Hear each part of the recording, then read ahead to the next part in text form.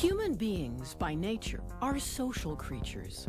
One of our most basic and primitive needs is to connect with others. When the telegraph was invented in the 19th century, it changed everything. And all the innovations in communication that followed served the same purpose: to bring people closer together. Some of you have probably already heard about Facebook. We record our lives, we interact with others, and without a care in the world, we share our personal experiences online. You could say it's a modern version of the old primitive need. I tweet, I post, I blog, therefore I am. But all of this sharing comes at a personal risk. If you don't believe it, ask the man at the top. I want everybody here to be careful about what you post on Facebook. I remember believing in the early days that Darwin would have an effect. People would learn from their past mistakes, and I'm afraid it's not happening. People are basically still cavemen in front of their computer keyboards. They're Neanderthals. Cavemen or not, nothing in the world, absolutely nothing, is attracting as many users of social media as Facebook. Facebook is a massively multiplayer online role-playing game in which the objective is to collect friends. You're not anyone on the internet if you're not on Facebook. Simply put, social media is changing the way people interact. In many cases, it's a bumpy ride. All that personal information being shared with people we've never even met, with consequences down the road that are impossible to predict. It's crazy, really, when you think about it. We call it Facebook follies.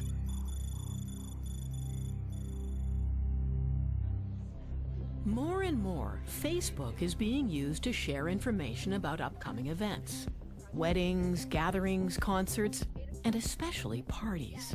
Recently, a girl in Germany used Facebook to let her friends know she was turning 16.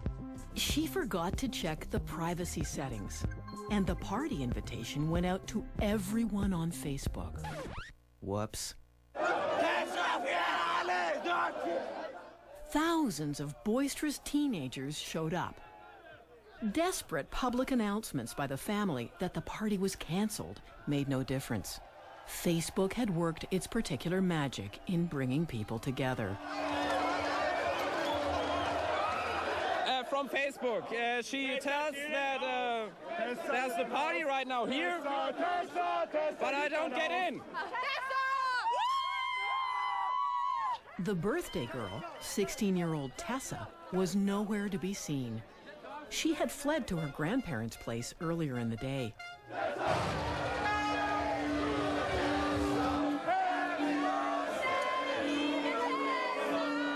One careless click on Facebook, a momentary lapse by a 16-year-old, a lifetime of Facebook notoriety.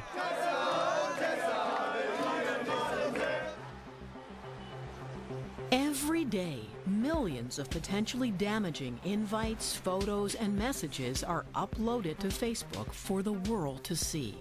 And when private thoughts are put on Facebook, watch out. The royal wedding of William and Kate, April 2011. A ceremonial occasion if ever there was one. And a prestigious moment for the various regiments in Britain's armed forces. Amongst them, the much-decorated Scots Guards.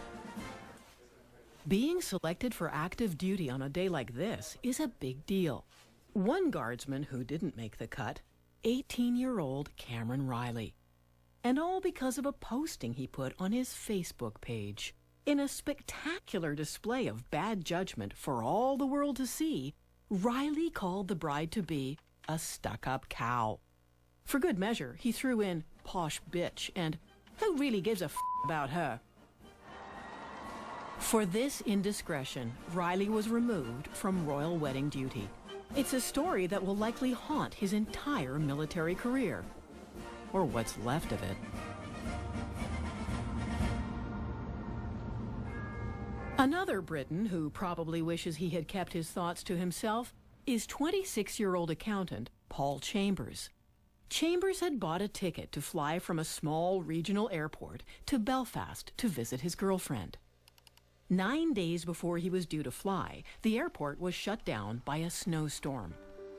Chambers decided to send the airport a friendly warning via his Twitter account. Crap. Robin Hood Airport closed. You got a week and a bit to get your shit together. Otherwise, I'm blowing the airport sky high. Bad idea, Mr. Chambers. Because of the public network used to carry the tweet, airport staff were alerted to it, and they failed to see the joke. Chambers holds the distinction of being the first person in the UK to be prosecuted under the Terrorism Act for remarks made on Twitter. Because of all the fuss, he was fired from his job as a financial manager. So, what was he thinking? Clive Thompson is a freelance journalist. His expertise is the internet and how it's changing the way our lives are being recorded. You look at the actions of this guy and you sort of shake your head and you're like, are you some sort of an idiot? But then on the one hand, it's like, well, he's just in this collision point in society between a world where if I say something, only the people in my room are going to hear it, and where if I say something online, everyone's going to hear it. And he hasn't quite got his mind around that yet. In the end, the judge fined Chambers the equivalent of $1,500, and he was banned from the airport for life. Unrepentant, Chambers responded to his conviction in yet another tweet. I'd like to thank the Crown for their level best efforts in f***ing up the life of an ordinary citizen. I love Britain. It's not just ordinary citizens who get tripped up on social media. It happens in the nation's capital, too, affecting people who you might think would be more savvy with their tweets. Well, it turns out... Mr. Speaker! That's not necessarily the case. Be in order. Enter U.S. Congressman Anthony Weiner. He found out the hardest way possible that tweeting this picture of his package was a colossal blunder. I'm deeply ashamed of my terrible judgment and actions. Inevitably, the congressman was forced to resign, and everywhere people shook their heads and asked, what was he thinking? The fact is, many people appear not to think before they send out a tweet or post something on Facebook. They are taking a huge risk because you never really know who your friends are. Here in the peaceful heart of the English countryside, there's a battle going on. It's a global war over privacy and personal information. Inside this custom-built state-of-the-art facility, a company called Sophos intercepts computer viruses of all kinds. The company's job is to protect some of the world's largest corporations and government departments against cyber attack. Every day at Sophos, they see the unhappy results of people being careless with personal data. Graham Cluley is one of the company's senior technology consultants. Part of his job is to keep a close eye on Facebook. What most people don't understand about Facebook is it's not being done for love. It's a business. And it's not even free. You may think, well, I'm not paying for this. Well, you are paying for it. You're paying for it with your data. You're giving away personal information, which is a commodity to Facebook, which they can sell on to others. So you actually are the product which Facebook is selling. You, the product, along with your date of birth, your likes and dislikes, your email address, your interests and hobbies. Sophos suspected that, as a rule, Facebook users are far too loose about giving away their personal data. To prove it, they created a Facebook page for a small plastic frog and invited 200 complete strangers to become Facebook friends. Almost half the sample jumped at the chance to share their personal information with Freddy the Frog. Their full name, list of friends, educational information, on and on they went. There's a general problem here, though, that people don't seem to understand, that your private data is private for a reason. Once it's on the internet, you can't ever drag it back. It's out there forevermore, and that's it. You've lost it. It means someone else can steal it in future. It happens all the time. Computer hackers and fraudsters stealing other people's identities to make money. And more, it's happening on social media. It's a truth of human history that whenever a new technology comes along, one of the first people who are going to exploit it are criminals, because it gives them a new way to reach into people's lives, to gull them, to dupe them. And you saw that with email, you know, like scam email things. Now we're seeing it with Facebook.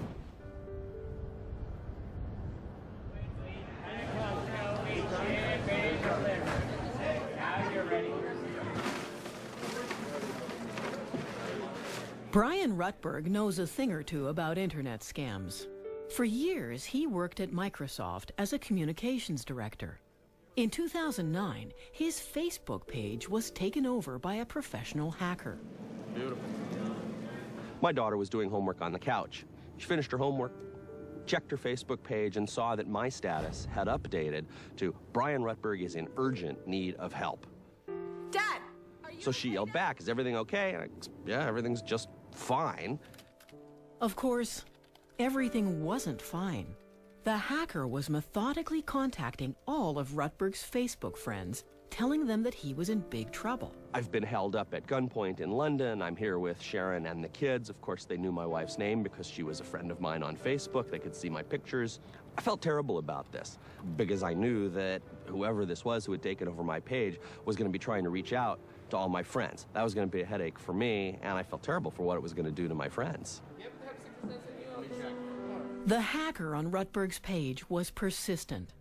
Before long, he found someone willing to send money to a Facebook friend in need.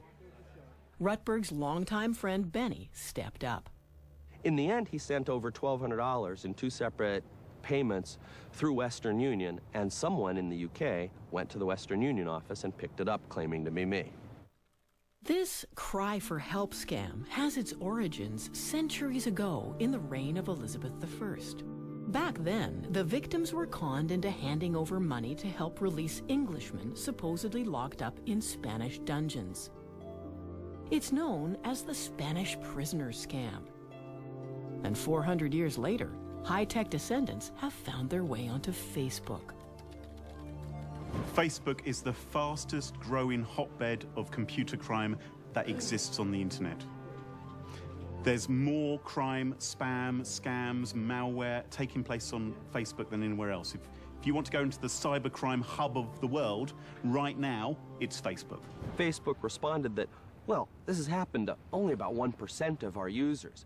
And then you stop and think that even at the time, they had 250 million users, and 1% then is 2.5 million. That's a whole lot of people who either are having their pages hacked or who are friends of people having their pages hacked who are the target of scams. A lot of people have not really yet understood how public Facebook is. It feels private to them, but it's not. It's public. And you even get people who don't realize that their profile is completely public. It's searchable on Google, right? And so they can be doing things, not just for their friends, but for the entire world without realizing it. Lockport is a small town in upstate New York. As in all small towns, everyone knows everyone, and the police go about their business in the old-school, regular way. But in recent years, Captain Richard Podgers has happily adapted to a world in which many people blindly share information on Facebook.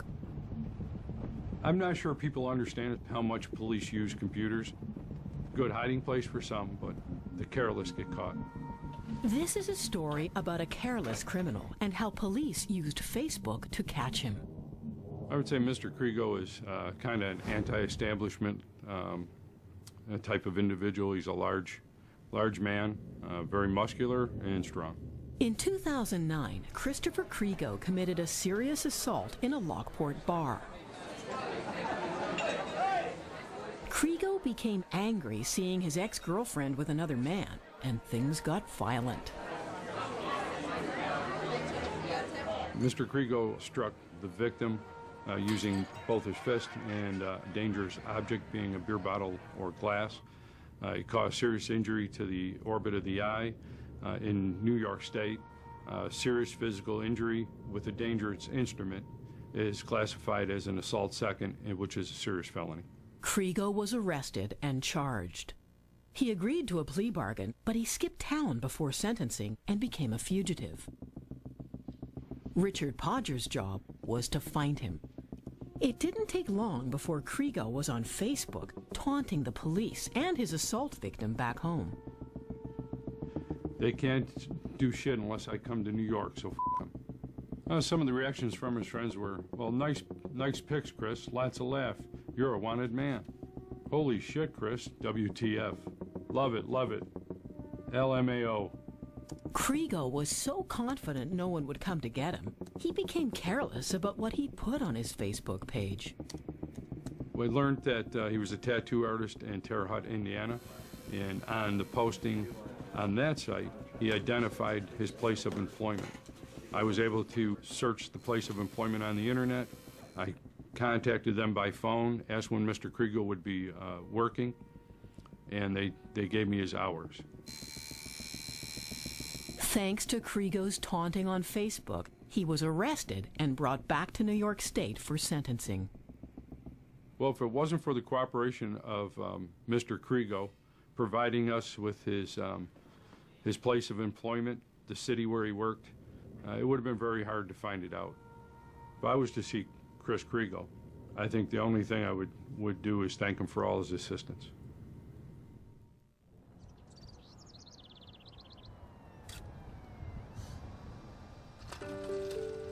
A quiet residential neighborhood of Washington, D.C.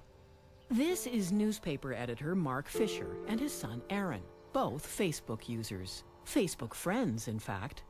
Not long ago, in the sanctity of their own home, they experienced firsthand just how bizarre the new world of Facebook can be. It started on a Friday afternoon. Someone broke into their house through the back door. The burglar worked his way through the rooms, taking anything that caught his eye, including some cash and Aaron's laptop. He also helped himself to a brand new winter coat that had just been delivered from Macy's. The thief was long gone before Aaron got home from school, realized things were missing, and emailed his parents. First thing we knew, we got an email and the subject line was help. The Fishers immediately called the cops and rushed home, arriving just before the officers did. The police threw us out of the house in a matter of seconds so that they could search the house, see if anyone was still here. So far, a routine burglary. But then things took a strange twist. I got a text message from a friend who said, "Whoa, what's that picture on your Facebook page?" I ran upstairs to my dad's desktop computer, which was still there. I go onto Facebook, and sure enough, there's a picture on my Facebook wall.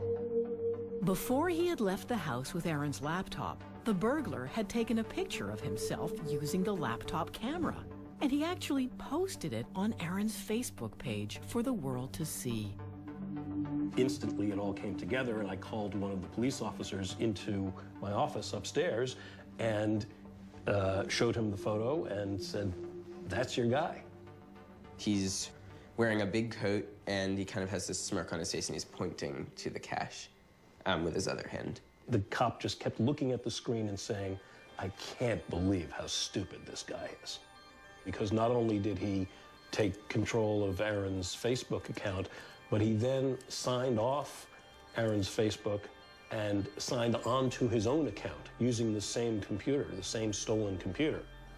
Police were able to trace the burglar through his Facebook account, and he was arrested and charged. 19-year-old Rodney King pleaded guilty and is now serving time in prison. It's not known whether he still keeps up his Facebook page. One of the problems that we humans have is that we're often kind of bad at judging whether or not something we're doing is stupid or not, or is going to look stupid a year from now, you know? Because, like, particularly if you're young, you know, like, your identity changes very quickly, and the person you are at, like, 19 might be completely different from the person you are 2 years later. One of the challenges Facebook has is that, you know, we might put up a photo thinking this is really funny, and then 2 years later, you're looking for a job, and your potential boss is querying this, That stupid picture of you doing that dumb thing is still there, exactly as it was the day you did it, even if you're 4 years older.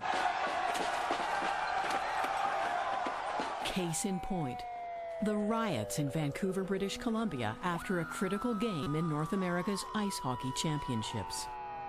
Literally hundreds of people posed for pictures and videos, many of the images destined for Facebook and YouTube. It was as if all that mattered were the pictures themselves, not the consequences sometime down the road. Everything was happening right then, right there, and nowhere else. Which, in the age of social media, is clearly not the case. Dr. Mark Fetterman is an educator and an expert in the way new media is changing the way people connect. The world is today a different place than the world in which many of us grew up. Our experience of the world seems so strange. There are people doing things that seem inappropriate. Old rules don't seem to apply, and we're really confused and conflicted about it. Because we're living through a time of massive transformation, the likes of which we haven't seen since the middle of the 16th century. A rich stream of the sights and sounds of that evening in Vancouver was available instantly online. The global connection that social media creates is all-seeing and never forgets.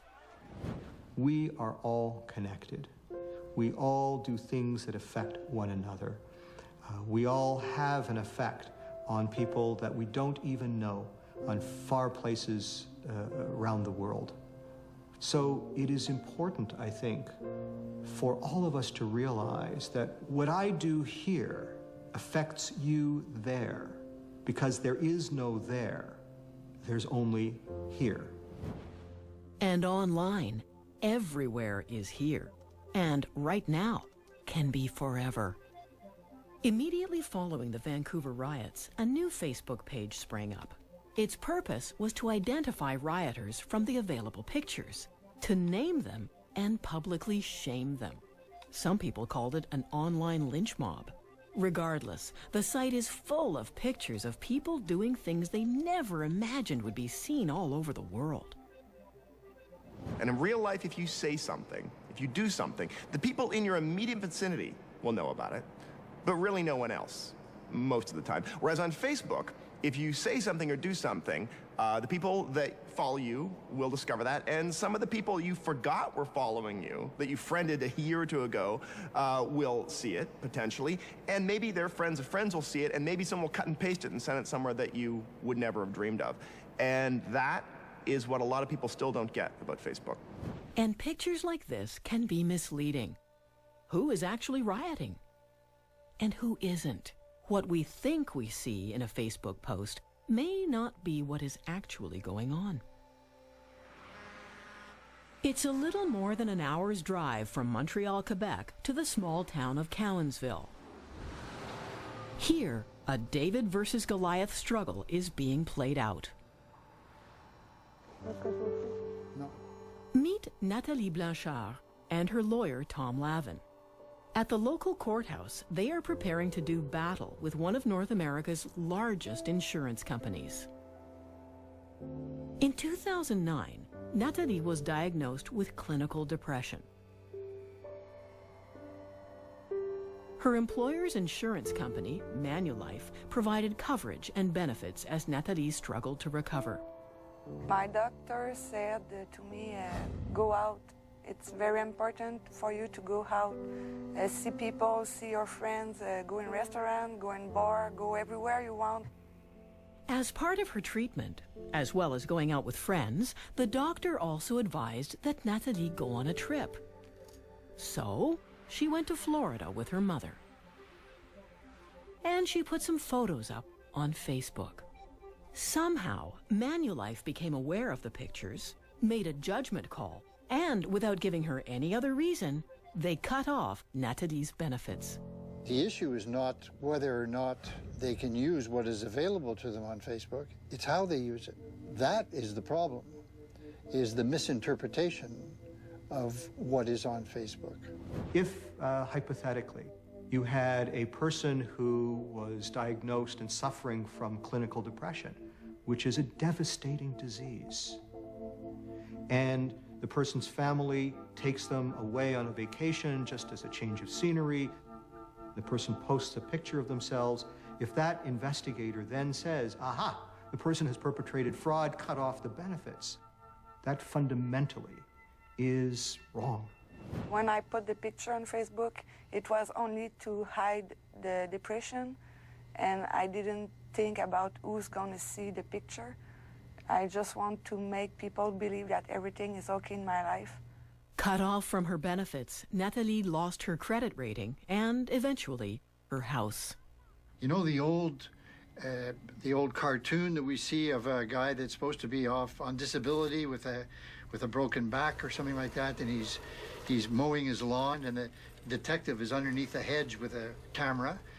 We don't have that anymore. Now we have Facebook, which is the same thing, exactly the same thing, except it's more efficient for the insurance companies to use. No one can make a medical assessment, can make a psychological or psychiatric judgment on the basis of an out-of-context picture posted on Facebook. Nathalie's case goes before a judge in 2012. Insurance investigators, privacy experts, and labor lawyers, literally all over the world, will be glued to the case.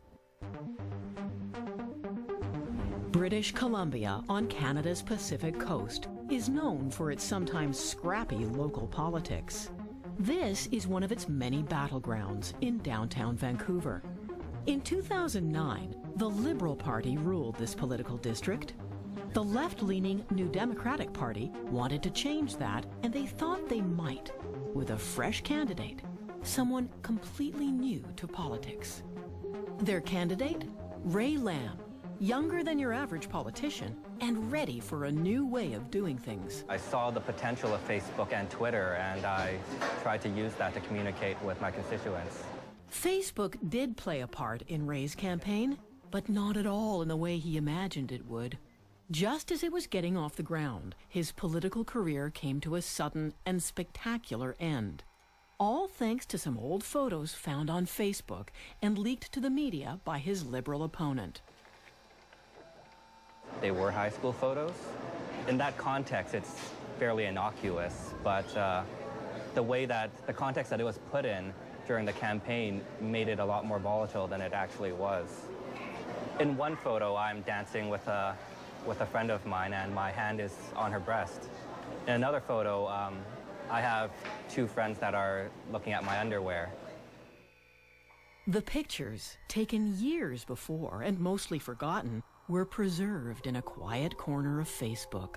The news was covering NDP policy decisions anymore, or the NDP platform. They were talking about these Facebook pictures. I thought they showed a lack of judgment. It's his age, you know, we all recognize that, but when you're in politics and you're going to be a public figure, it's important that you recognize that. Ray took the decision to step down and quit the race. A political career dashed to pieces by some random high school photos. For Ray, it's a lost opportunity and more than a little unfair.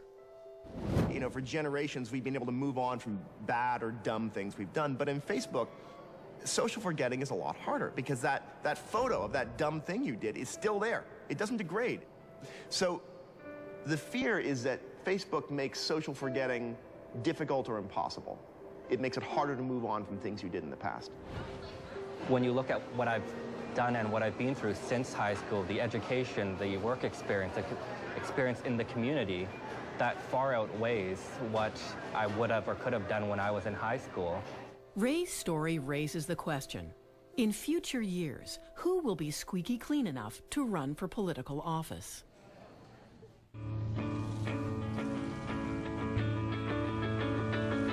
Sometimes a politician caught in a Facebook bind can fight back. Here in Dublin, folks take their politics seriously. They always have. The Irish have always relished the cut and thrust of political debate. 25-year-old Emma Kiernan wanted to join in. She's from Newbridge, a small town just outside Dublin. In 2009, she decided to run as a local councillor against a tide of much older, more conservative, and predominantly male candidates. I wasn't thinking about breaking stereotypes or if it was going to be a male-female thing. I just more focused that this is what I want to do. With the campaign in full swing, Emma became a much bigger story than she could have predicted, and all because of a photo that surfaced on Facebook. I think at the moment when the picture was taken, it was probably about 2 o'clock in the morning. We'd all been enjoying ourselves for most of the night, and a song came on that we all just liked, and we started dancing. We were dancing, yeah. Embarrassingly so. It's not very attractive. The photo quickly became a major news story. A debate raged back and forth, fueled by what some voters saw as a scandalous picture. This photograph doesn't bother me, it doesn't insult me.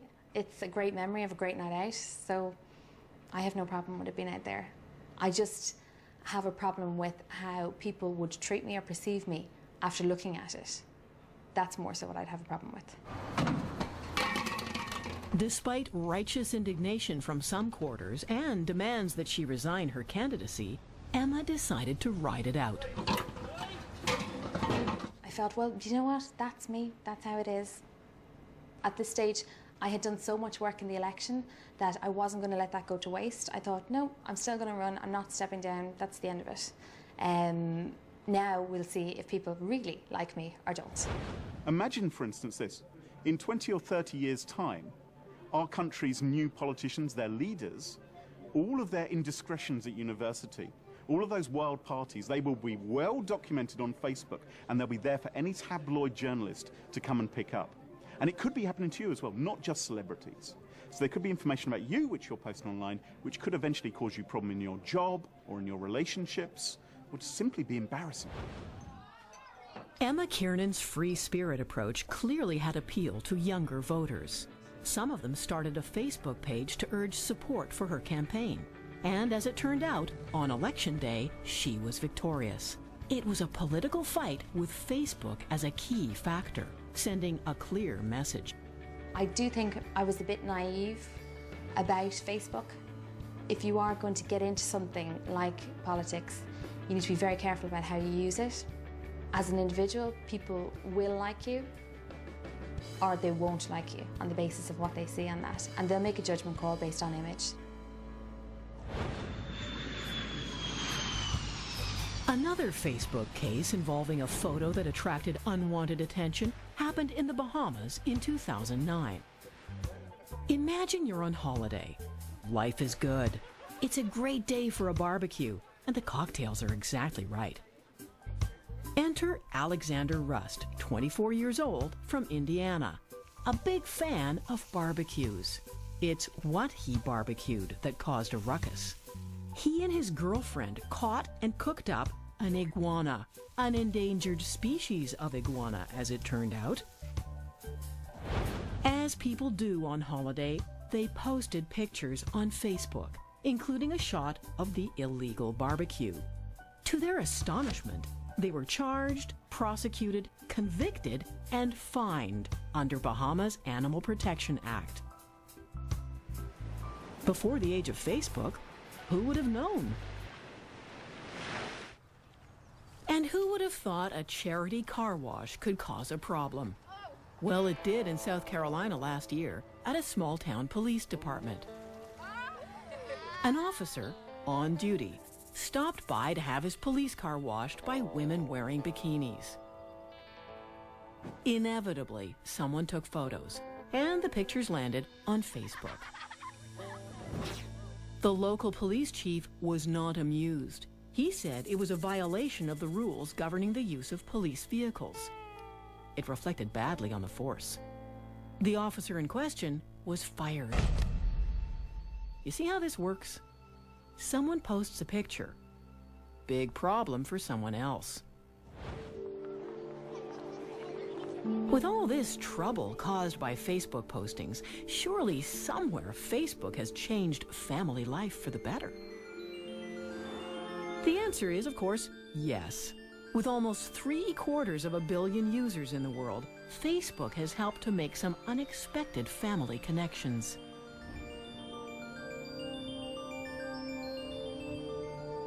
Inside this house in a quiet neighborhood of Regina, Canada, lives someone who has struggled with a fundamental question his whole life.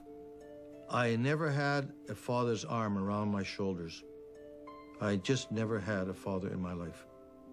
Meet Jim Toth, educator, artist, world traveler, and one-time magician. Jim's parents split up when he was very young, too young for him to remember his father. And while he did have a stepfather, the identity of his birth father stayed a family secret for decades. I did genealogy searches. I went through the archives in Saskatchewan. I even went through the Mormons to try and find out something about my birth name. And I could get nothing. Yeah, you have to go up to the search bar at the top. Okay. That all changed the day his granddaughter Janelle introduced him to something new on the computer. Under Joseph. Maybe try Joseph. She typed in whatever she needed, and up came Facebook. I said, now you can search for people on this thing, can't you? She said, yes. I said, okay, I want you to help me. Okay, try Porcolab, and all of a sudden up came the name Porcolab with a little thumb sketch of a person. Oh, I was surprised, because I didn't expect it. I mean, it was the first connection I have made that was positive, right in front of my eyes, a picture. And in time, I discovered that this was my half-nephew that I discovered. And he was the one that connected me to my half-brother, just like that.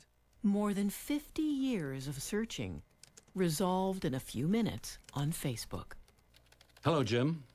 Well, I don't know quite how to say this, but your father was my grandfather. That moment, that line gave me the connection that for 50 years I was looking for. Your father is my grandfather. I made it. 50 years of searching, I made it. And Facebook was what enabled me to make that connection. So these little brokerages of personal contact that could never easily have happened or never happened at all in the past, happen daily now. And this is the delightful stuff. This is why people sort of, even if they're tortured by it, keep returning to the Facebook well, is because these magical things still happen.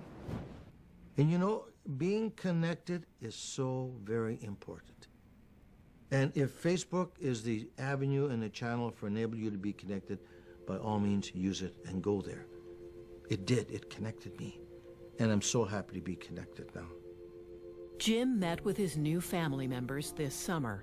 What was lost has been found, thanks to Facebook. We keep hearing that Facebook is all about making connections. So how about a love story unfolding inside this house near Fort Lauderdale, Florida? Meet two young people with a lot in common, including something you might not expect. My name is Kelly Hildebrandt. My name is Kelly Hildebrandt. K-L-L-Y. Hildebrandt. H-I-L-D-E-B-R-A-N-D-T. How many pancakes do you want? For Kelly Hildebrandt and Kelly Hildebrandt, life together began on Facebook. It happened because I was bored one night and I was late and I was searching for my account on Facebook and I typed my name into the search bar and he came up and I saw him on the screen and I was shocked that there was another person named Kelly Hildebrandt and that he was a boy. So I sent him a message. She's just like, hi, how's it going? We have the same name. And next thing I know, I'm flying to Florida to meet the other Kelly Hildebrandt.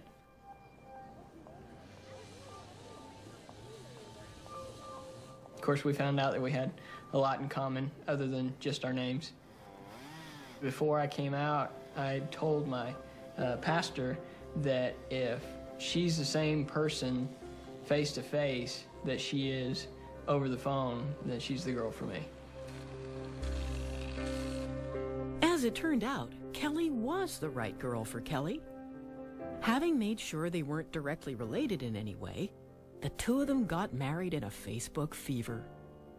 The chances are 1 in a million's million the odds of someone having the exact same name, meeting 1,600 miles apart, and then just everything clicking and happening like it did was just amazing. The story of Kelly and Kelly's 1,000,000-to-1 chance meeting has been reported all over the world, and it even became fodder for the late-night talk shows. You know you're famous when Conan O'Brien makes a joke about your story. He told our story. He told our story. Kelly Hildebrandt marries Kelly Hildebrandt, and just recently, 100 men changed their name to Megan Fox. Yeah, on Facebook. It's part of the fundamental human condition to connect. There's that almost trite cliche that says, a stranger is a friend I haven't met yet. And in a world that is in such proximity, that's a marvelous thought to hold. Before Facebook, I would have never met Kelly, so I think that it shifted the way my life was headed. I am indebted to Facebook for my beautiful wife, because if it wasn't for Facebook, I would never have met the other Kelly Hildebrandt. If Facebook is about hooking up, it's also sometimes about breaking up. Some people think one of Facebook's most inspired ideas is what's called relationship status. It quickly signals who's available and who isn't. And sometimes Facebook itself plays a leading role in the drama.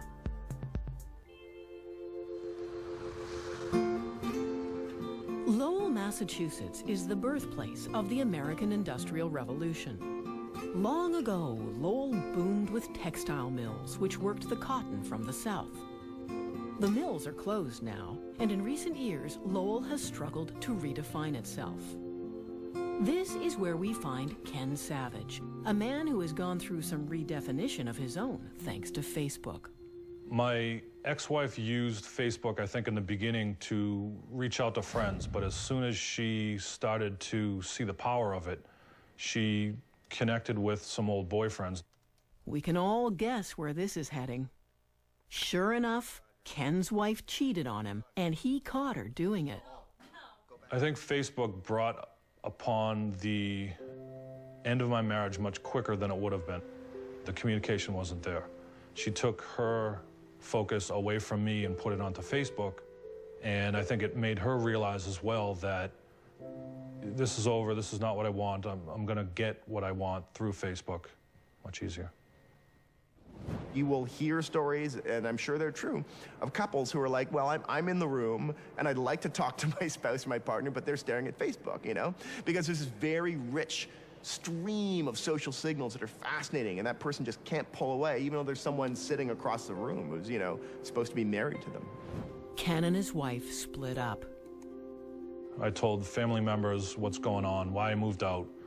I said my wife is cheating on me using Facebook, and they giggled and said, how do you do that?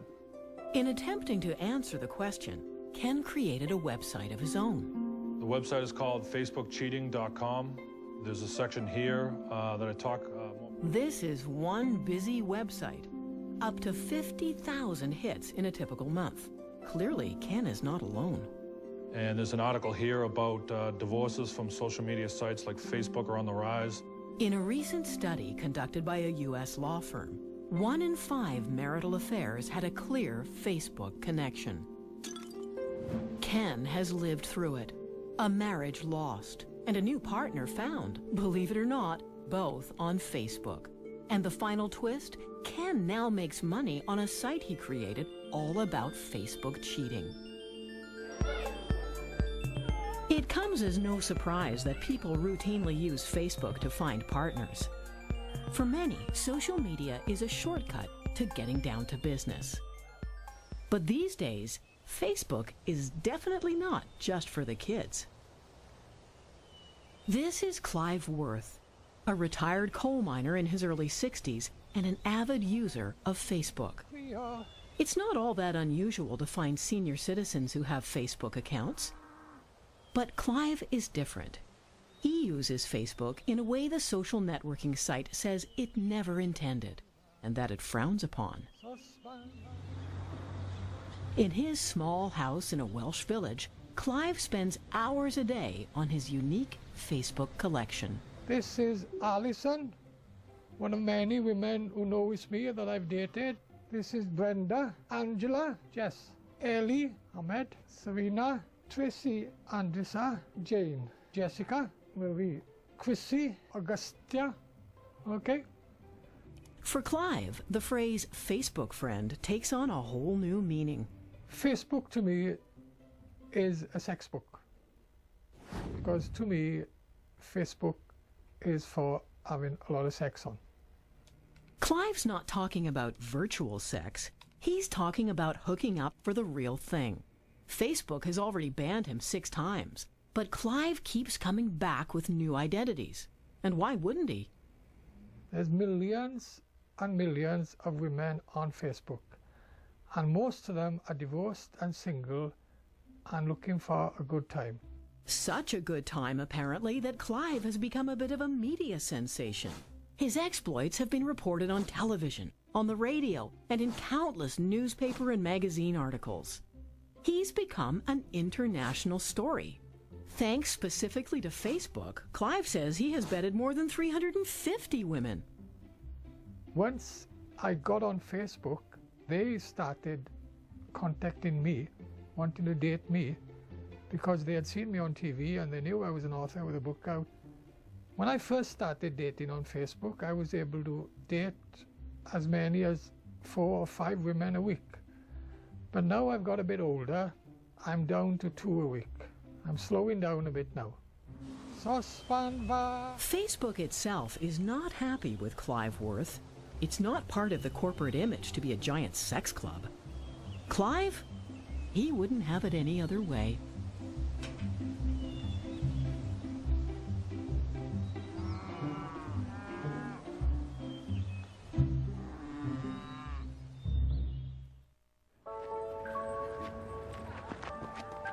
Social media brings us together in countless ways. For people at the beginning of life's journey, it's impossible to imagine the world without texting and Twitter and Facebook. For those near the journey's end, Facebook has raised some interesting questions about what we leave behind.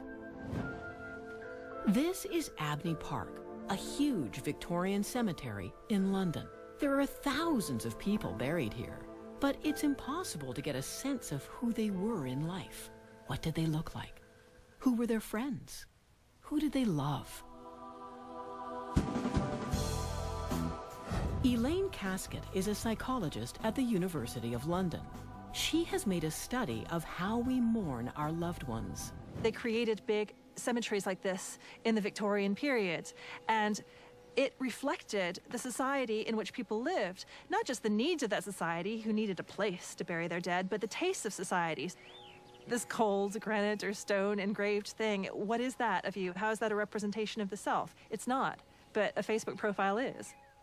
The way that people commune with the dead reflect the way that people live. We live in a social networking age. It makes total sense, therefore, that people are going to commune with people who die via social networking media, because that's the way our society is set up. I'm gonna walk with the Prince of Peace away down by the riverside, away down by. These are family and friends gathered together to say goodbye to Wilma Jones. She is going to be sadly missed by us all because she was loved by us all. Wilma was a Facebook user. After she died in 2010, her page stayed up, and people started leaving posts on her wall for everyone to see. I ain't gonna study the war no more. I love you, Wilma, and I know that heaven has accepted you with open arms. Since you're there, give all the family a big hug and kiss from me. If you're a really avid Facebook user and you post lots of things and you have lots of friends and lots of conversations and lots of comments on photographs and all these kinds of things, it's an incredibly rich and complex record of who you were. Not just who you were as an individual, but who you were in the context of all of your relationships, including your relationships with the people that you leave behind when you die. Jesse, okay? She's just like love. That's what Wilma is, love. That's all I'd like to say. Thank you, Jesse. think she's a testament to what we need to remember, what life is about. For a lot of people, it seems like continuing to communicate with somebody on Facebook feels like the most real, most connected kind of way that they can really speak to somebody and have faith that they're being heard. And that's quite powerful stuff. Hey, Auntie. I find it so weird and yet so comforting that whenever I want to talk with you, I can come on Facebook and write on your wall. It's almost as if when I press enter, I can be certain that my message is being sent straight to heaven.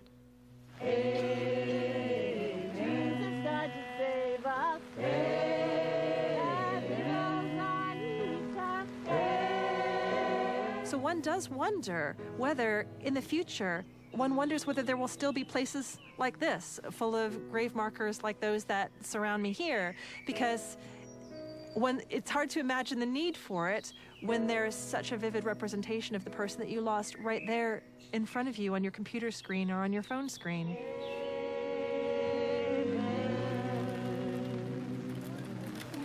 Thank you, everybody. We're ready for more now. When we're young, we tend to think of ourselves as immortal.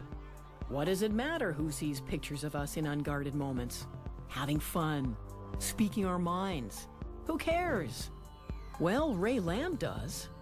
So does Nathalie Blanchard, and Paul Chambers, and Cameron Riley, and Anthony Weiner, and any one of thousands of rioters in Vancouver. And on it goes, all over the world. People's reputations being undone by the use of social media.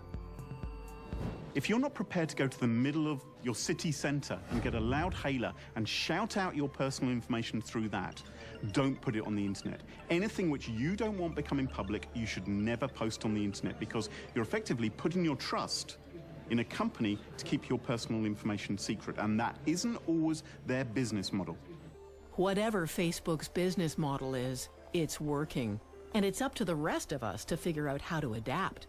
Living digitally, living partly online and partly offline, is always going to have this push and pull of weird tensions. So it may be that we wind up in an even stickier wicket than we're in right now with Facebook. The next generation of social media will be upon us before we know it. And one far-off day, Facebook and Twitter will seem as quaint as the telegraph. It's not that Facebook or Twitter will change society. They're merely a grease for the wheels. They help move along a change that we're passing through now that will yet take another 150 or so years to be fully realized. Once we come out the other end, it will be a very, very different world.